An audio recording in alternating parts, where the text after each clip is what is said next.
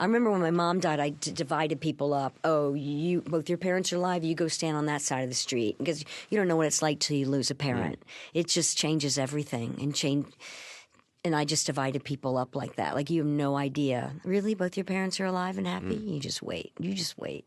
And you're getting them a what for Christmas? You're getting your mom a CD for Christmas. She's gonna die. You know? And then you're getting her that. A thoughtless. I cannot believe I lived through my mother's death. I can't believe it. In what way?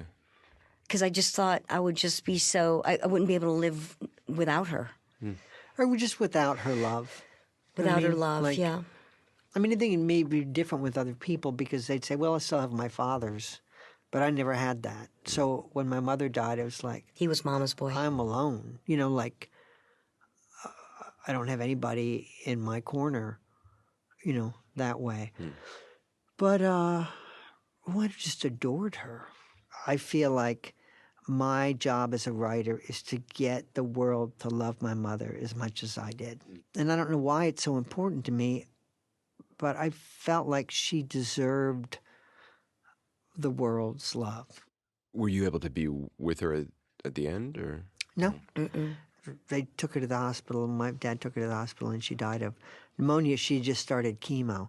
But I remember, and so then afterwards we all went home, and I remember my dad, there was her chemo medication and stuff, and it was just so, we were so mad at it. Do you know what I mean? And just throwing it into a trash can, and my father's pulling it out because he wants to get a refund. He wants to take it to the drugstore and get a refund on it. And then...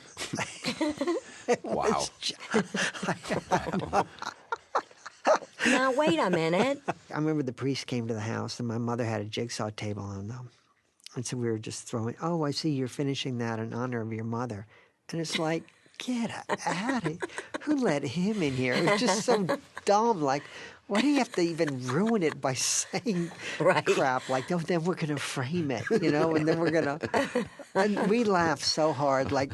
Yeah. We just laughed so hard. But, you know, I was thinking, you know, the world doesn't stop. You want the world to stop for a second when you lose somebody important. But the world just goes on and in the fast lane. And you're like, you just want to scream. You're like, my mother just died. Or, you know, my dad just died. Can't we just take a second?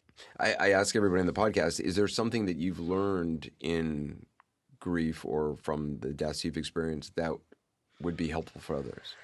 I always say to people, and it really helps, is like, again, if you see something from the corner of your eye or a sign, just pay more attention, like little signs that pop up. That can be comforting. They're out there, and you'll see them or feel it, and you'll know that they're still with you. I think the only thing I learned is that it's not too late. You know, sometimes somebody dies and you don't send a letter or you don't say anything. And then you think, and then you're embarrassed, and then you almost don't want to see them because you didn't do that. But it's never too late. You know, years could have passed, and it's never too late.